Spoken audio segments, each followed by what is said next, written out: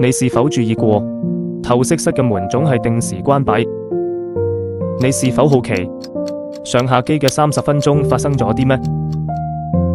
你是否亦有過呢啲疑惑？跟住我哋一齊了解下吧。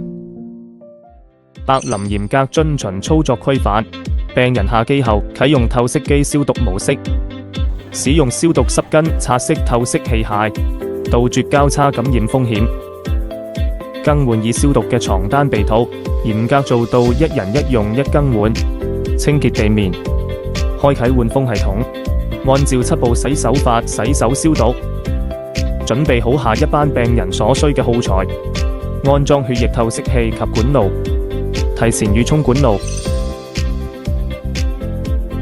清場後嘅百林透析室能有效控制交叉感染，病人上機更安心。